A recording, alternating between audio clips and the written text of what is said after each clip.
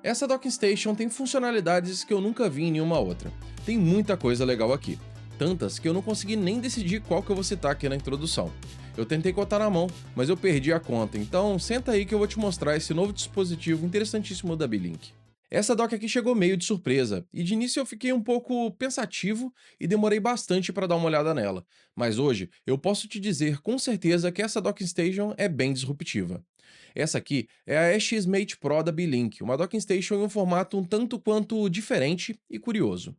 Ela vem nessa caixa aqui e dentro dela tem uma bolsa de transporte bem bonita, e isso eu realmente não esperava. Aqui temos um manual de instruções, cabo de energia, cabo USB, cabo HDMI e a dock em si. Ela lembra muito o visual do ME Mini, só que é bem menor. De conectividade, ela tem duas portas USB 4V2, sendo uma downstream de 15 watts e uma upstream de 96 watts. Uma porta USB 2.0, uma porta USB 3.0, saída HDMI 4K 60 Hz e porta de rede de 2.5 gigabits. A B-Link chama ela de X-Mate Pro All-in-One Docking Station, mas para ser sincero, todo mundo coloca All-in-One em suas docks. Só que essa aqui realmente faz jus ao nome. E olha só as funcionalidades que ela tem, e provavelmente eu vou deixar passar algumas. Pela porta USB-C Upstream, ela fornece até 96 watts de Power Delivery, sendo mais do que o bastante para carregar qualquer dispositivo que você tenha, seja ele um tablet, notebook ou até mesmo um console portátil como o Steam Deck. Fora a porta Downstream USB-C de até 15 watts. Isso porque ela tem uma fonte interna de 140 watts para dar conta de todas as funcionalidades. Ela tem também uma porta USB-C 4V2, sendo compatível com Thunderbolt 4 e Thunderbolt 5, podendo chegar até 80 gigabits por segundo de velocidade de transferência. No meu Mac Studio M2 Max, eu consegui chegar até 40 gigabits por segundo, que é o limite do Thunderbolt 4.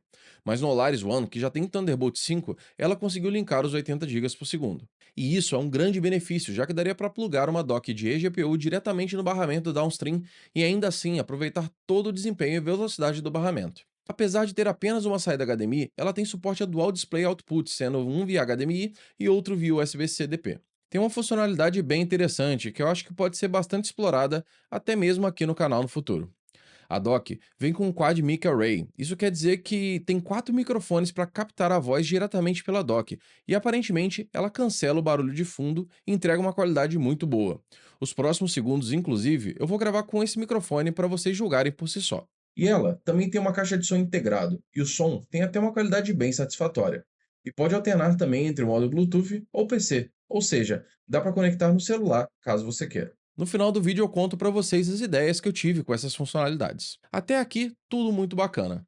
Mas como eu quase nunca leio o manual, eu fiquei me perguntando o porquê dessa dock, apesar de ser pequena, parecer tanto com a ME Mini. Foi aí que eu olhei no manual e...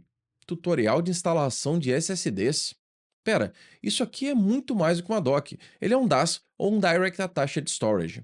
Eu já corri para abrir a dock e aqui temos 4 slots PCIe 4.0, sendo possível chegar até 32 TB de storage diretamente aqui. O que pode ser extremamente útil para diversas coisas, como por exemplo expandir o armazenamento de MacBooks, Mac Minis ou Mac Studios de forma bem mais barata, usar como storage para edição de vídeo, expandir o armazenamento de um console como Steam Deck e por aí vai.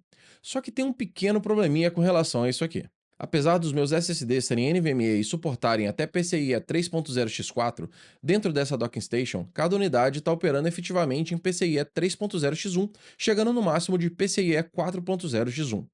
Na prática, isso limita a velocidade para algo na faixa de 700 a 900 megas por segundo.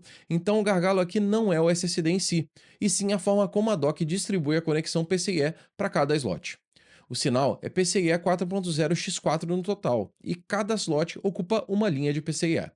Ainda dá para expandir bastante, mas a velocidade fica limitada pelo downstream. E uma coisa que eu acho que faltou aqui foi uma porta para cartão SD. Eu acho que é a única coisa que eu realmente senti falta. E eu até arriscaria trocar a minha dock atual por essa diretamente no meu PC, mas a porta de cartão SD para o meu uso é necessária. No site da B-Link, ela está custando no momento de gravação desse vídeo US$ 199. E comparando ela com outras docking stations Thunderbolt 5, ela ainda é a que entrega mais pelo menor valor. Todo esse conjunto de funcionalidades ativou meu cérebro e agora estou pensando em um zilhão de usos para ela, como por exemplo, conectar em um Raspberry Pi para fazer um NAS, conectar ela ao Home Assistant e usar como ponto de acesso para comandos de voz e playback de som, ou deixar ela ligada na minha TV da sala para usar como docking para o meu Steam Deck, já que ela consegue entregar mais discos, saída HDMI e carregamento de até 96 watts. tem muita possibilidade aqui. Inclusive, ela também pode ser a dock perfeita para uma sala de reunião, já que ela entrega tudo que você vai precisar: saída de vídeo, caixa de som e microfone. Fora que pelo seu tamanho e por ter essa bolsa de transporte, fica bem fácil levar para qualquer lugar. Mas me conta aqui nos comentários o que você acha que eu devo fazer com ela, ou se vocês têm outras ideias para esse dispositivo. Esses nomes aqui do lado são os membros do canal, eles ajudam demais a manter esse conteúdo no ar e ainda tem acesso antecipado aos vídeos e é um canal exclusivo para membros no Discord. Se quiser apoiar o canal, é só clicar em Seja Membro aqui embaixo. A gente se vê no próximo vídeo e valeu!